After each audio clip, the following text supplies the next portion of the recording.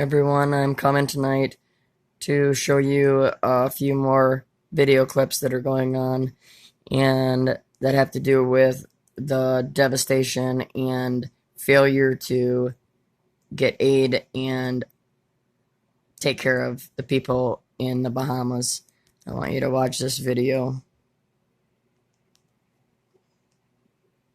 Louis Aguirre, Local 10 News. They certainly are. Louis, you saw you guys brought a lot of people over with you. How many did you leave behind?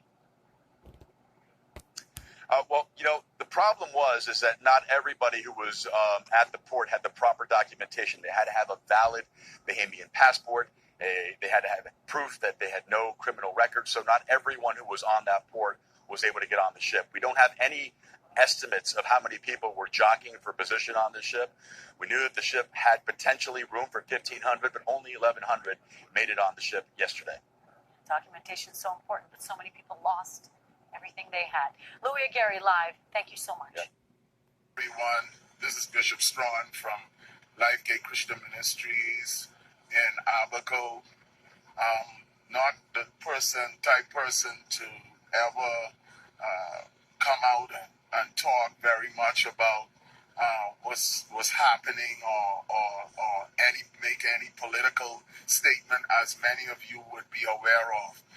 But I had to come on today because I am very upset and very angry of the misinformation that has been sent out to the Bahamian people of persons who had no idea of the hell that we went through in Abaco.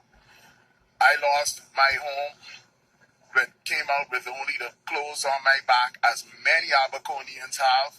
And the truth of the matter is that there is no gas stations in Mashaba. There is no port. There is no power. And the power grid, and I've worked to BPL for over 25 years. The power grid and the distribution system in Mashaba has totally been destroyed.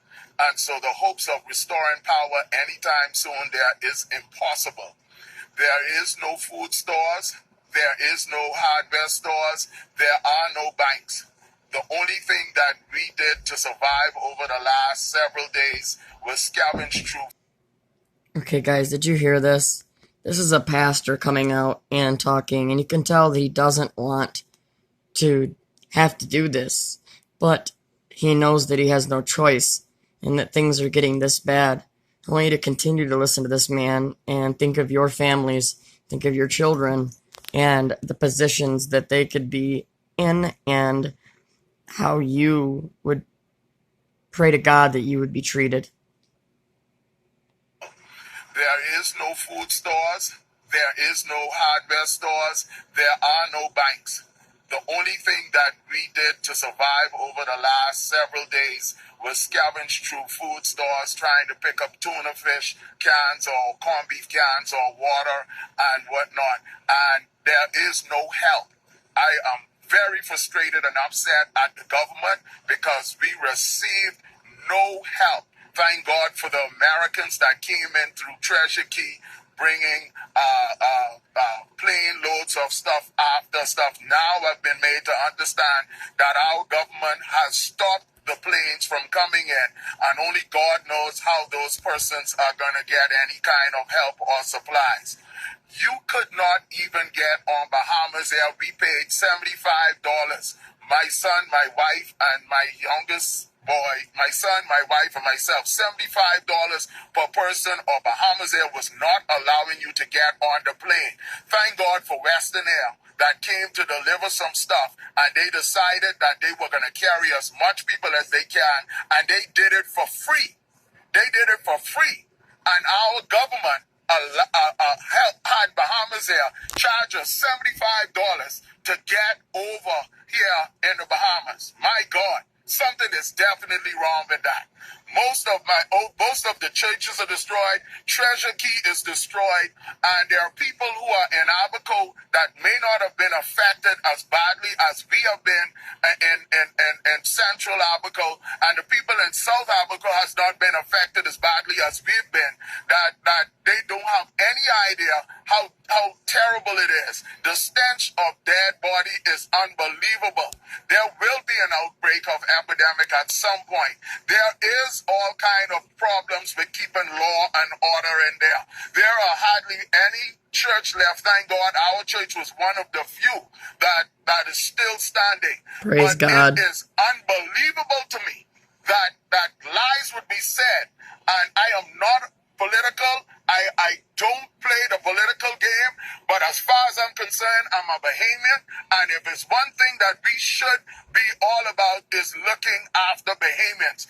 And I'm frustrated and extremely angry about what is going on. If anybody have family members in Abaco, I'm telling you now, get them out by whatever means necessary. I'm glad that most of our persons are out of Abaco from our church, and I'm hoping that the rest can come out shortly.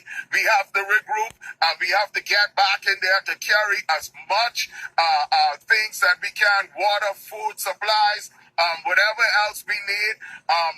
The bridge to Abaco connecting Little Abaco to mainland has been destroyed. Even they've been having some difficulties getting from Cooperstown into Treasure Key area. My wife and I had to stay in a car for several hours while we watched our house tumble down in the front of us, and we had to dash to another house and spend 7 to 8 hours to 220 plus miles per hour with our winds, just holding and praying on for their life. And we spent the night in the car. Thank God for one of our neighbors who came over and took us in and gave us a dry place. The only thing we left Abaco with was the clothes on our bodies and our passports. And thank God we had our passports, because if we didn't have the passports and if we didn't have the $75 per person to pay to get off the island, we would have still been on the island today. Did you guys hear that part? This is horrible. So if you are poor, or if you do not have your documentation, which, are you serious? You just went through literally a massive tsunami almost of storm surge and horrible winds that sat over them for 36 hours. And you want them to have all of their documentation, or you're not going to allow them to leave? You're just going to let them die and just leave them there because they don't have a passport? What are we coming to? What is their government doing? I am praying that the American government, or some government, or some people get together to get in here and save these people. This is just insane. Understand that for the life of me. I don't know who's listening, but I hope the whole of the Bahamas is, and I pray that all those who are listening to me will share the video as much as they can. Sandy Point, South Abaco, if you can hear me, there's nothing in Marsh Harbor. Nothing there to support you. I'm not Abaco, if you could hear me. There's nothing there to support you. I just got a hot meal for the first time in 5 days when I landed here last night after being in Treasure Key from 8, 9 o'clock in the morning, standing on the line with a whole lot of people, hundreds and hundreds of people, all trying to get on the plane, only to find out from Bahamas Air that we had to pay to get out. Unreal. Thank God for Western Air. Thank God for Western Air.